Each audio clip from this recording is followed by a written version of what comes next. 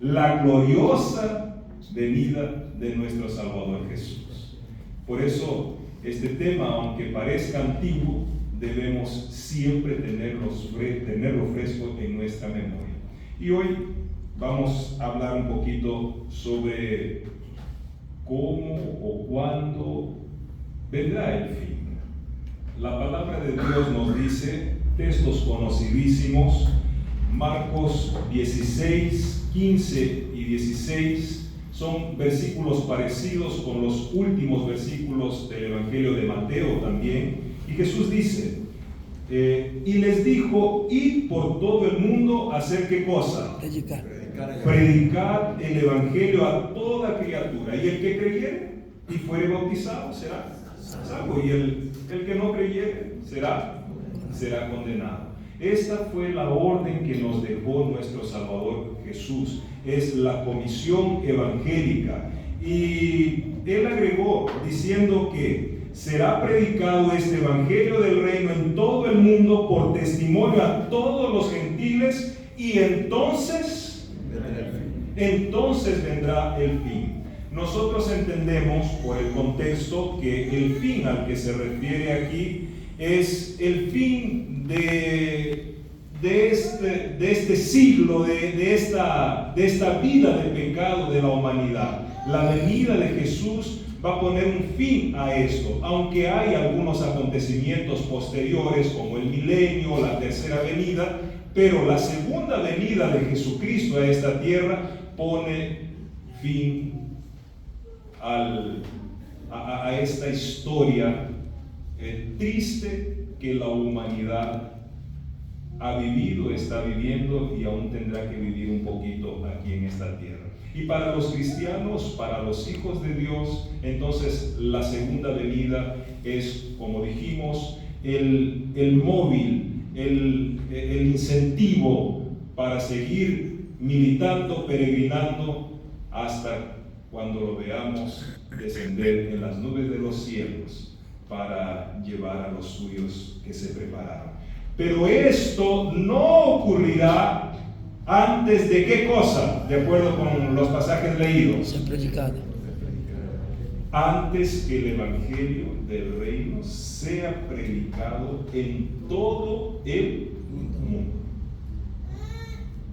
Si Jesús todavía no ha venido, es porque nos falta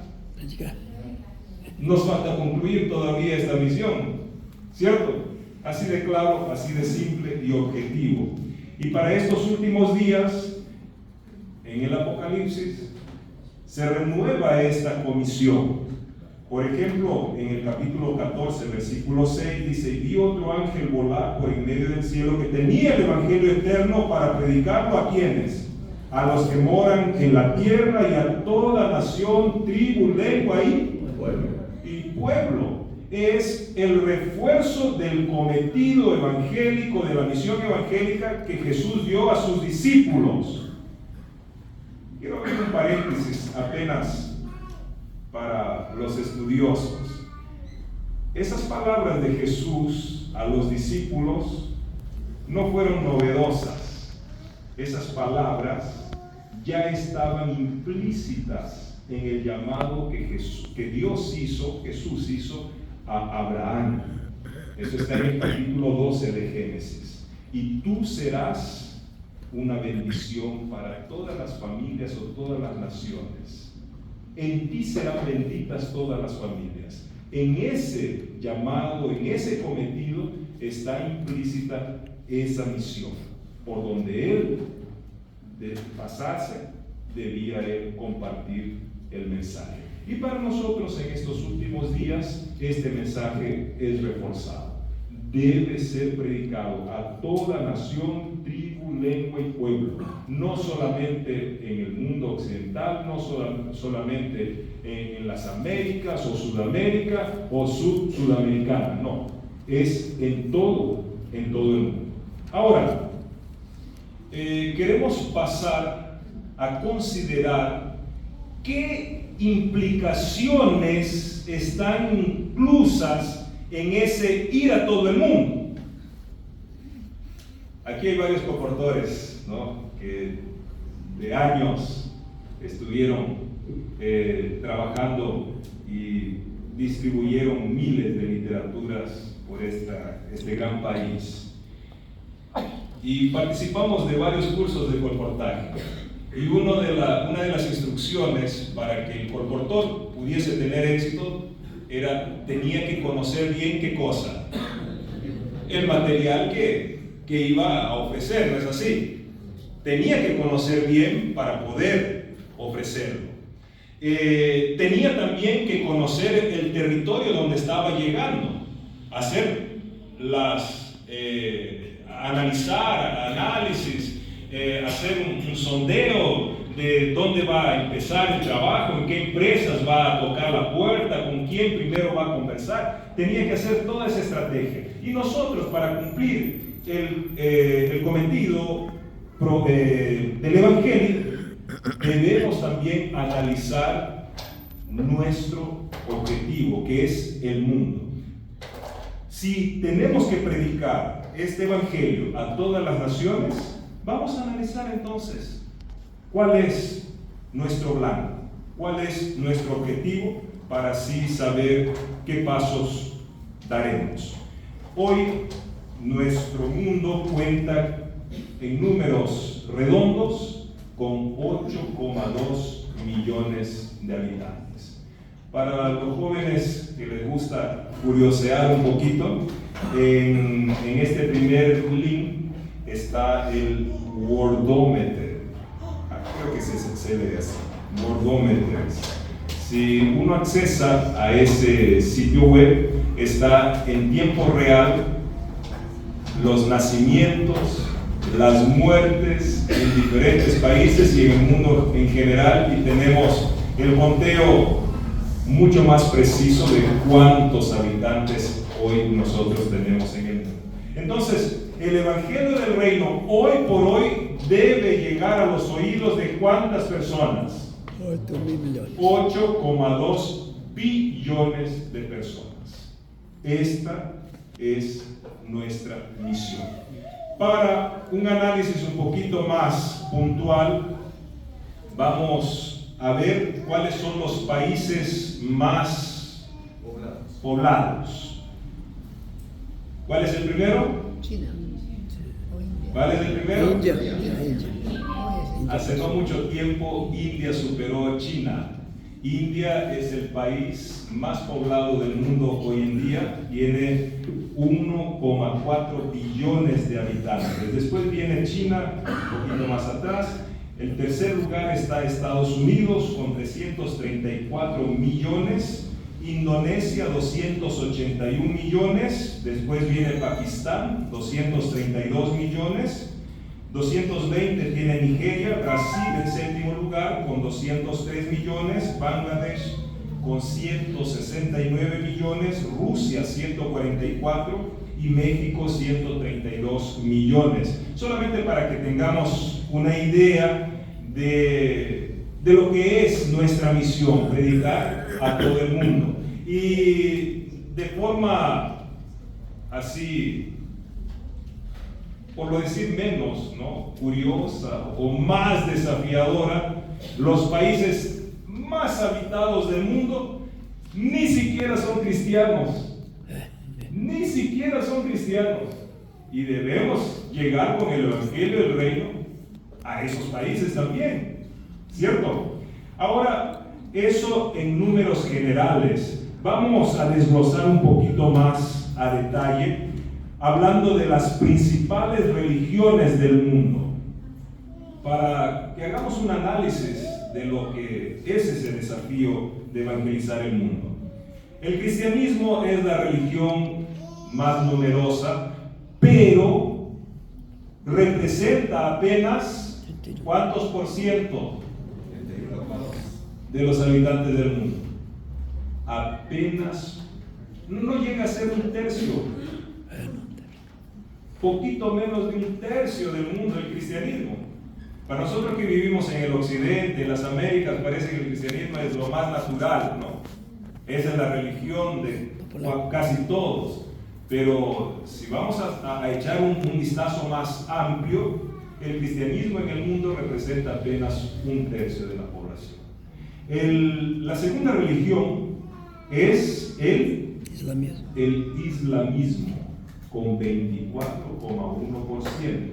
Y a propósito de estadísticas, quiero decirles que la cosa se está poniendo más cuesta arriba, porque ya a más de 20 años el cristianismo en números generales no sale de este porcentaje. A más de 20 años está estancado, no crece. Estamos aquí hablando de cristianismo incluyendo católicos, protestantes, todo lo que profesan creer en Cristo. Estamos hablando en términos generales. Y está estancado, no crece. ¿Y saben cuál es la religión, una de las religiones que hoy más crece? El islamismo. Y cuando oímos a veces en los noticieros lo que pasa en esos países, nos asombramos, ¿no? Tan diferentes las actitudes, tan radicales. Algunas ramas del islamismo son realmente radicales, ¿no? Pero aún así crecen. Me sorprendió, hace un buen tiempo ya no se oye mucho hablar en los noticieros del ISIS, ¿no? Era una rama ultra radical de los musulmanes que tenían como objetivo principal eliminar cristianos, y aparecieron en algún momento videos de cómo ellos degollaban, mataban en vivo a cristianos. Y me sorprendió que muchos occidentales se ofrecían como voluntarios para trabajar como soldados en esos ejércitos. ¡Qué locura! ¿No? Bueno, otro de las razones también por qué el islamismo crece, porque el islamismo tiene en uno de sus principios la poligamia.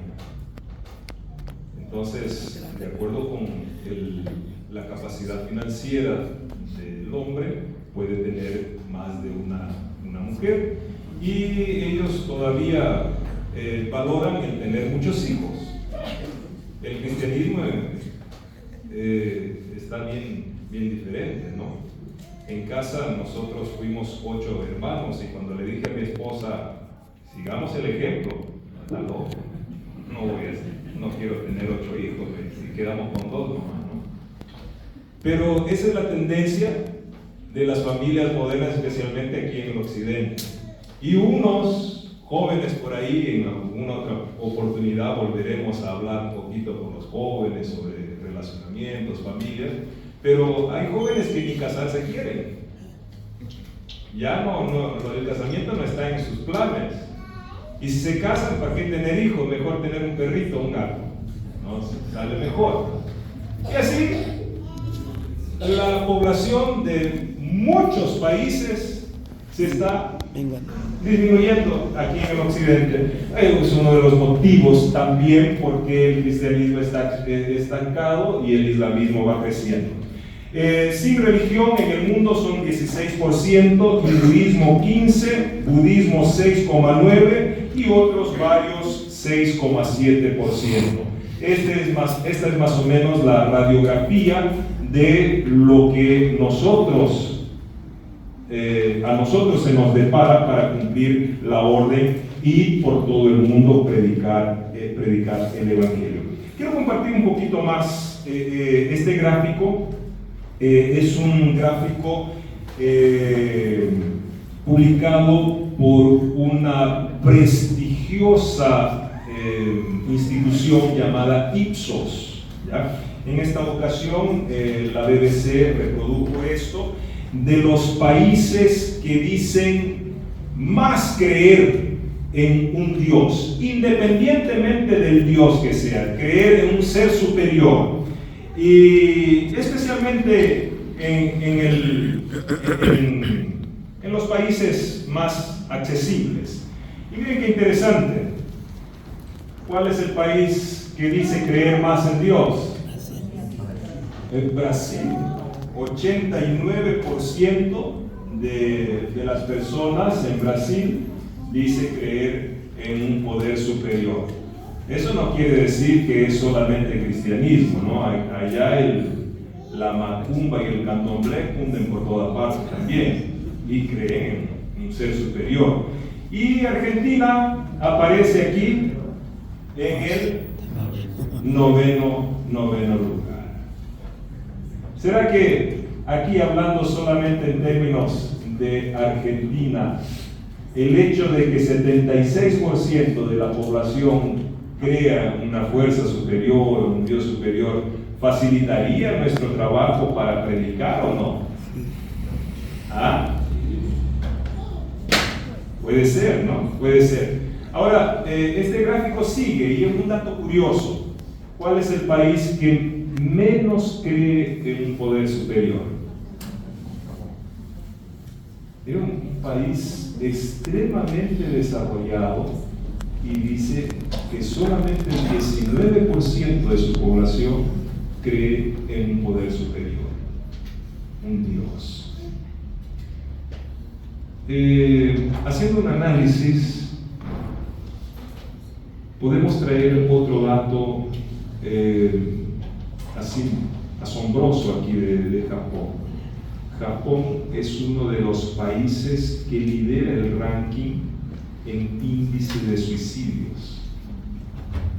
Incluso hay allá un bosque donde cuando las personas ven que alguien se está dirigiendo para ese bosque, ya saben qué va a pasar. Minutos después escuchan un tiro, un balazo, ¡pum! Y después llega el carro funerario ahí del municipio, del gobierno, solamente para recoger a la persona que ahí para quitar su vida, porque ya entiende que su vida no tiene más sentido.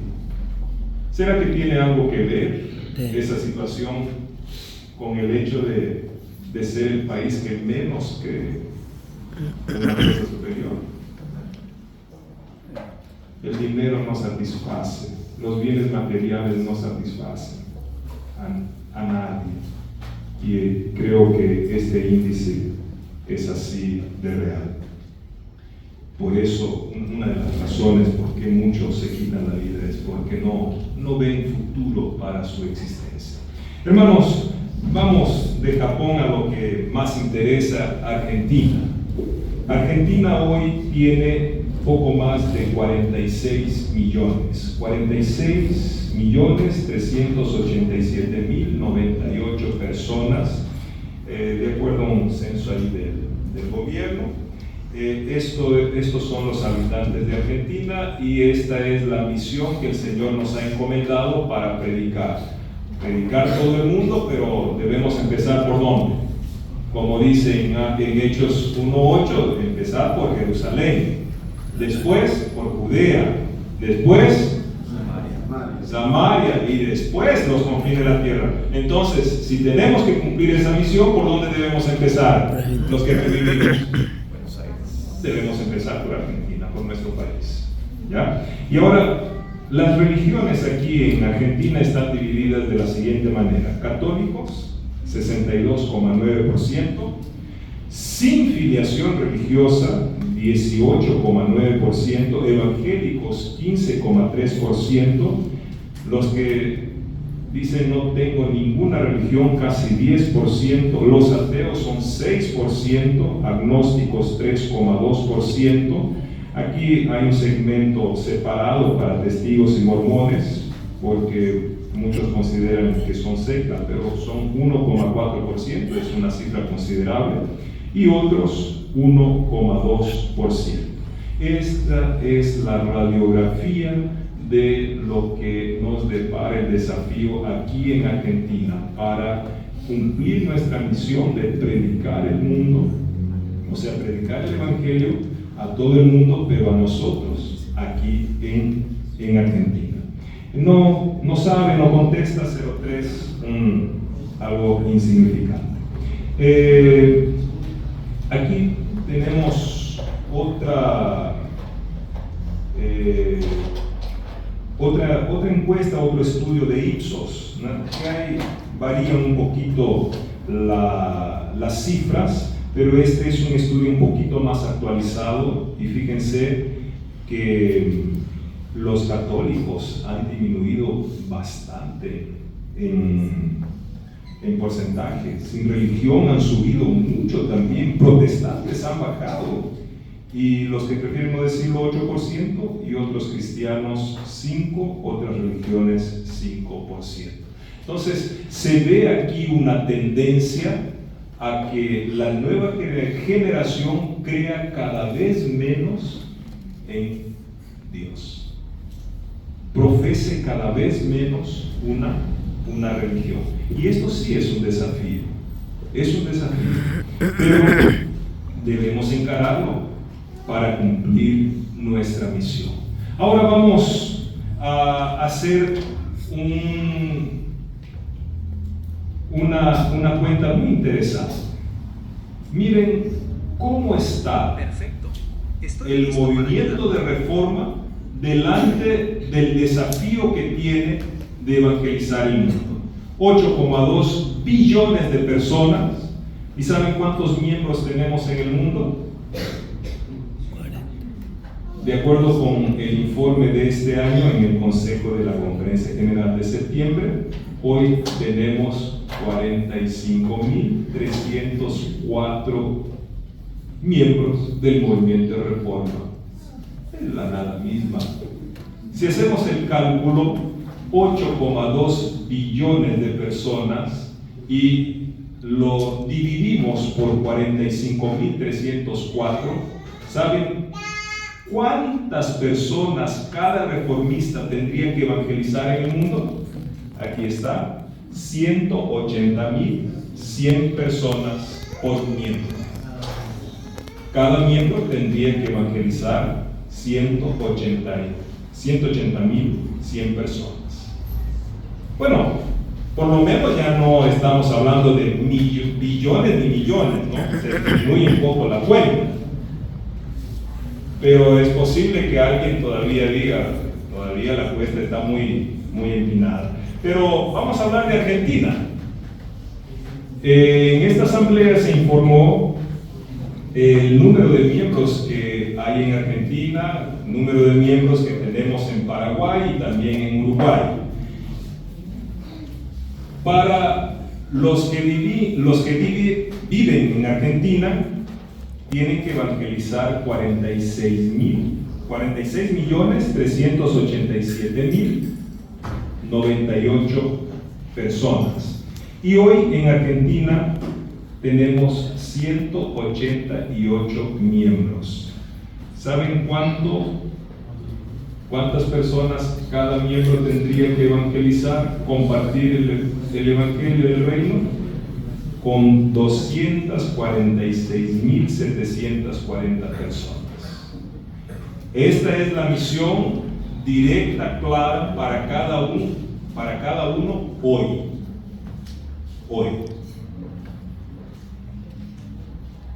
Fácil, difícil. A lo mejor si terminamos el sermón aquí, muchos se van para la casa desanimados. No, ya no hay. Cuesta muy arriba, ¿no? Hay mucho trabajo que hacer. O alguien salga de aquí, no, si es así, creo que va a tardar otros 300 años para la venida de Jesús.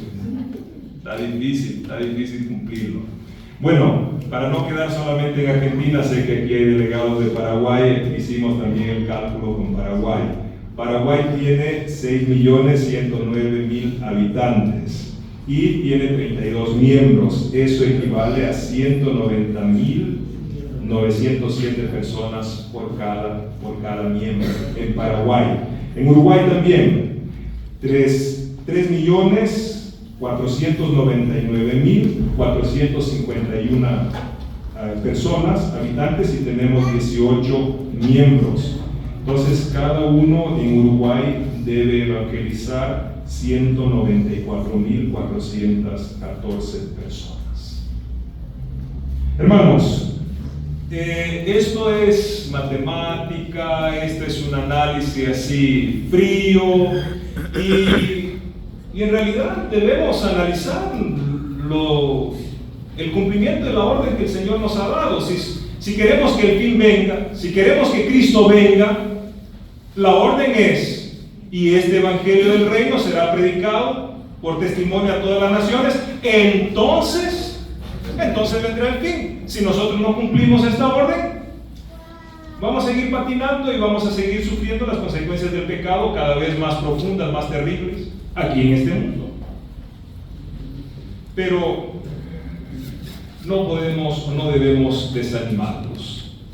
Hermanos, la Iglesia Apostólica también recibió esa misión en su época. Y miren lo que el apóstol Pablo escribió cuando envió su epístola a los romanos. Primeramente doy gracias a Dios por Jesucristo acerca de todos vosotros, de que vuestra fe es predicada ¿en dónde? Es predicada en todo el mundo. Estamos hablando por ahí, por el año 60, un poquito antes tal vez. En Colosenses 1:5 él dijo, el cual ha llegado hasta vosotros, hablando del Evangelio, ¿no?, como por todo el mundo, y fructifica y crece, como también en vosotros desde el día que oísteis y conocisteis la gracia de Dios en verdad. Claro que podemos decir, esta es una expresión idiomática, algo así para generalizar, pero en realidad el cristianismo se difundió prácticamente por todo el mundo conocido, hasta el punto de que Nerón quiso acabar con los cristianos, persiguiéndolos, poniéndoles la culpa de que habían incendiado Roma y tanta cosa más, ¿no? Entonces el cristianismo había llegado por todas partes, hasta en el pretorio, hasta de las casas, en la casa de César había cristianos. ¿Y cuántas redes sociales tenían los apóstoles?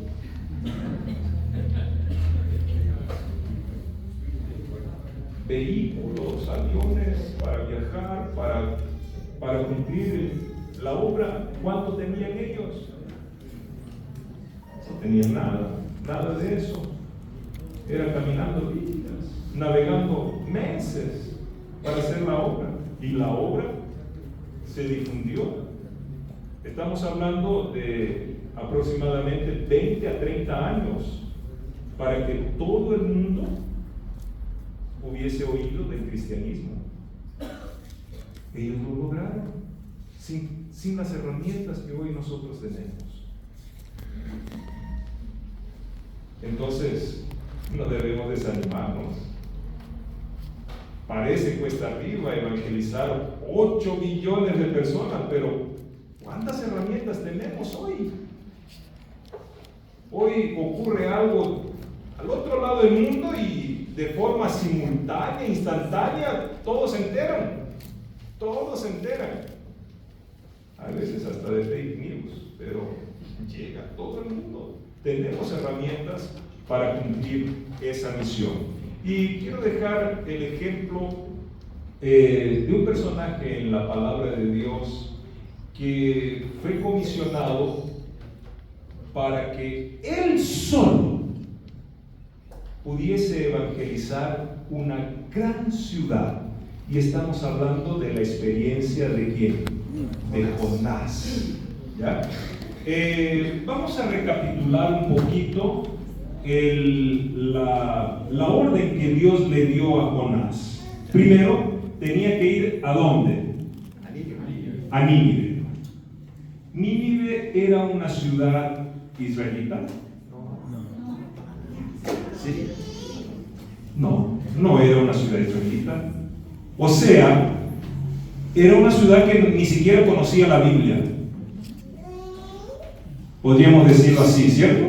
Ni siquiera conocía la Biblia. No conocía las profecías, no conocía el Evangelio, no conocía las verdades que el pueblo de Israel tenía. Pero Jonás fue enviado a Nínive, y para aquella época era una gran ciudad.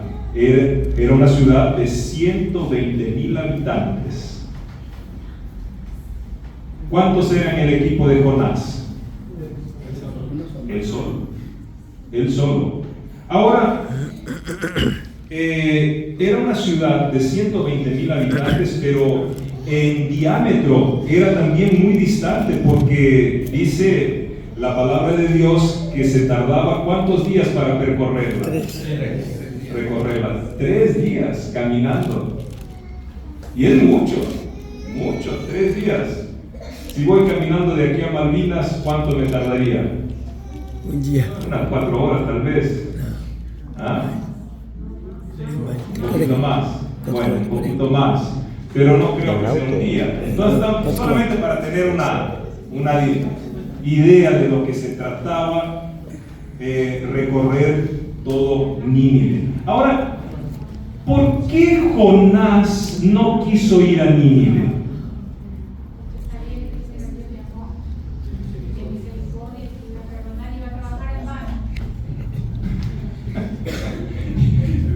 Pero si era justamente para perdonarlos que él tenía que llevar el mensaje, ¿cierto? ¿Por qué se desanimó Jonás? Miren, Jonás, él tomó el barco en un rumbo opuesto hacia España. Y Nínive quedaba al otro lado. Pero aquí está el motivo. Nínive era una ciudad como violenta y sanguinaria. Bueno, no en vano Dios había determinado hacer qué cosa con aquella ciudad, destruirla, no en vano. Iba a destruirla realmente. Y pongámonos en los zapatos de Jonás, ¿no?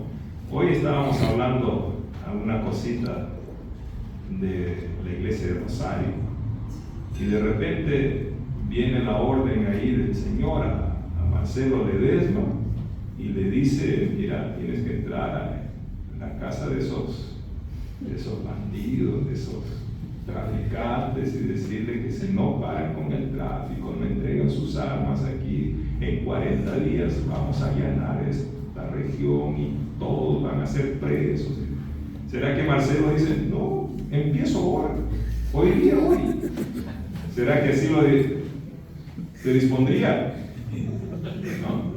O necesitamos ya que no sea uno nomás, pero que sean 2 voluntarios para subir ahí los morros de la favela de Río de Janeiro, para que conversen un poquito con esos traficantes violentos ahí. ¿Cómo quedaría el que recibe la orden? No estoy justificando aquí Jonás, ¿no? Pero más o menos para entender lo que Jonás sintió, como para agarrar un barco y irse a otro extremo. Pero finalmente él cumplió su misión. Ya sabemos la historia. El gran pez lo devolvió a la playa y Jonás tuvo que caminar 300 kilómetros continente adentro, porque Nínive no era una ciudad litoránea, costera, estaba a 300 kilómetros hacia adentro, ¿ya? Y tuvo que llegar allí y cumplir su misión. Empezó a predicar. ¿Cuántos milagros hizo? Ninguno. Pero solamente con la predicación de Jonás, ¿qué pasó? Los jefes, los líderes, el rey: este extranjero tiene razón, la vida aquí ya está imposible. Puede ser que sea un enviado del cielo. Y llamó a sus otros compañeros, los líderes, proclamaron un ayuno. Ni el perro ni el gato podía comer. 3 días de ayuno, y saco y ceniza, y se convirtieron. Y en aquella generación Dios decidió no destruir la ciudad de Nínive. Se salvó. O sea, la predicación de Jonás, alguien que estaba medio incrédulo, alguien que tenía un corazón así medio atravesado, ¿no? Porque se enojó, porque Dios no destruyó la ciudad, me van a tener por mentiroso ahora, en fin. Pero el Señor lo usó y cumplió su misión de evangelizar, podríamos decir, en 3 días, la ciudad de Nínive. Si no fue en 3 días, fue mucho menos de 40 días, porque le dio tiempo de irse al cerrito, armar un lugarcito y dio tiempo de crecer todavía una calabacita para su sombra y toda la historia que conocemos en menos de 40 días, porque cuando él empezó a predicar, en 40 días ustedes no se arrepienten. Entonces fue rápido el evangelio. Y aquella ciudad aceptó, y aquella ciudad no fue destruida en esa generación.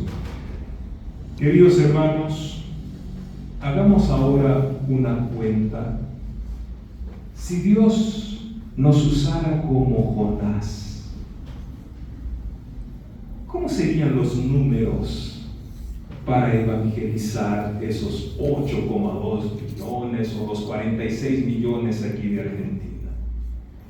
Estamos hablando de que un miembro, un hermano, una hermana, usada por Dios, así como fue usado Jonás, es capaz de evangelizar 120,000 personas de forma rápida. Ejemplo está aquí. O creemos que esta es una fábula nada más para contarle a los niños. Esta es la palabra de Dios, es para inspirarnos. Entonces, si hacemos este cómputo, cada miembro logra evangelizar 120,000 personas. Y si dividimos 120,000 por 46.387.098 habitantes que tiene Argentina, ¿sabe cuántos miembros necesitaríamos para evangelizar toda Argentina en menos de 40 días, como hizo Jonás allá en Nínive?